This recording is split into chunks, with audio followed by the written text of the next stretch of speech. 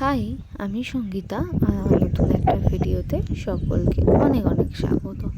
সকালটা ঠিক এই শুরু হয় এই পাখিদের চি চি চি চি, এত ভালো লাগে, মনটা কিন্তু খুব শান্ত হয়ে যায়। আপনারাও খানিকটা শুনুন পাখিদের আওয়াজ।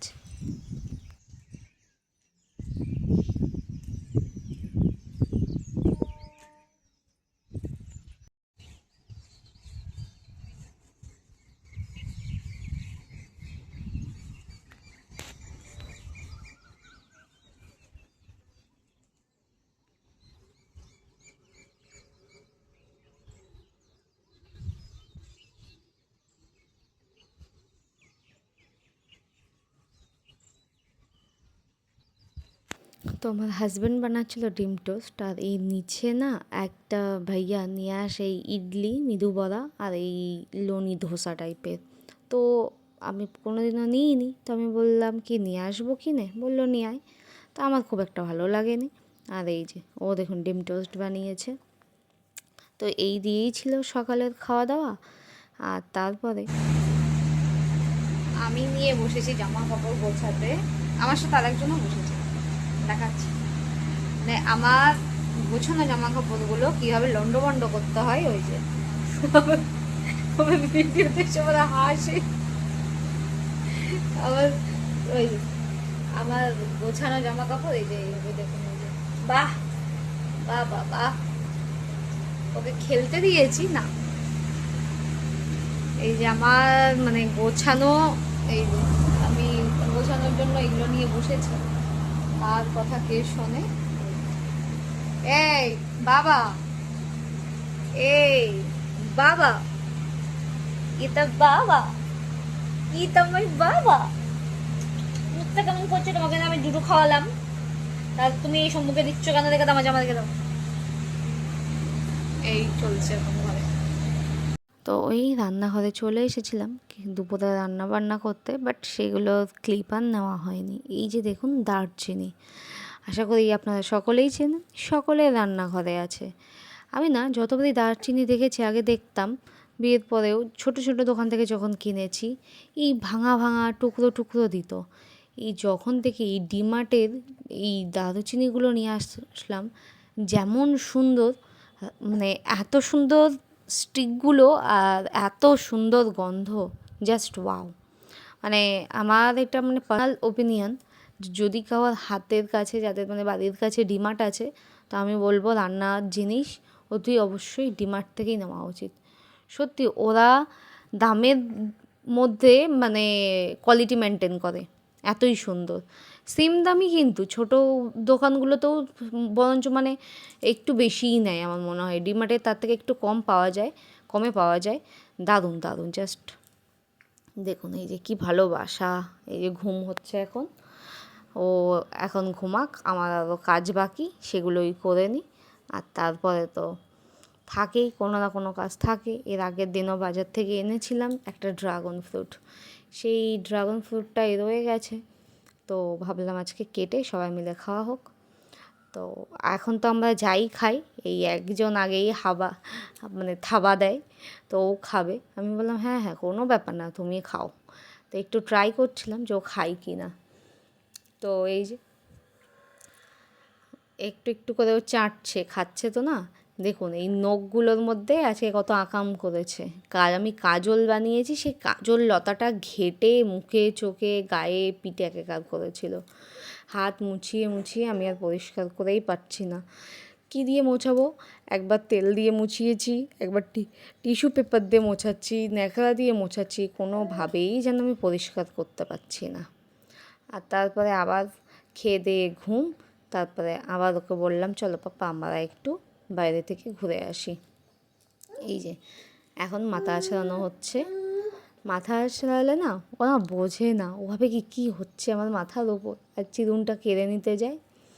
দিয়ে আগে তো প্রথম প্রথম কদিন তো নিজে আমি মাথা আছড়ে দিলে ও না উল্টোপাল্টা করে দিত, কেমন যেন মানে তখনই ওর মাথা চুলকানো লাগতো, সেই দু হাত দিয়ে কেমন একটা করতো।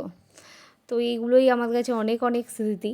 আস্তে আস্তে ও তো বড় হয়ে যাবে, আর ওকে এইভাবে ছোটো আর দেখতে পাবো না, এর জন্য এই ভিডিওগুলো করা। আর যখন এখনও গ্যালারি ঘেটে পুরোনো দিনের ছবিগুলো ভিডিওগুলো দেখি না, কি ভালো যে লাগে। মানে মনে হয় কি আরও কয়েকটা ছবি তুলে রাখলে হয়তো ভালো হতো। মানে প্রত্যেকটা দিনের যদি ছবি তুলে রাখতে পারতাম মনে হয় খুব খুশি হতাম, এখন দেখতে পারতাম। শুধু এখন এটাই মনে হয় যে আরও কেন কিছু ছবি তুলিনি। তো এই যে দেখুন আমাদের চিরুনি নিয়ে খানিকটা কাড়াকাড়ি। আমার পাপাটা একবার চিরুনি চাইছে আর আমি একবার। যা এখন যা পাই তাই মুখে, যা পাই তাই মুখে। এই যে বইগুলো, আমি যদি একটা বই নিয়ে একটা ওয়ার্ড পড়ি, ও কী করবে সঙ্গে সঙ্গে সেই বইটাই ওর লাগবে, আমার হাত থেকে কেড়ে নেবে। এতগুলো আছে কিন্তু ওর ওইগুলো হবে না, আমার হাতে যেটা থাকবে ওর সেটাই লাগবে। এই হচ্ছে ব্যাপার। খানিকক্ষণ বই খেলনা দিয়ে বসানো যায় না। এই যে বাইরে এসেছি, এই যখন না এই ছাদের মধ্যে এই গাড়িটা নিয়ে চালাই আমি তো পেছন দিকে থাকি, ও তো আমাকে দেখতে পায় না। ও কী করে, ও না মোটামুটি চুপচাপ থাকে। যেই আমি একবার সামনে যাই ব্যাস, মানে আমাকে সামনে দেখলো মানে আর গাড়িতে বসবে না, তখন আমাকে কোলে নাও। আবার ছাদে যদি অন্য বাচ্চারা থাকে খেলাধুলা করে, তো তাদেরকে তখন দেখবে ঠিক আছে। বাট যদি কেউ না থাকে, ও যদি একা একা থাকে, তখন মানে ওকে কোলে নাও।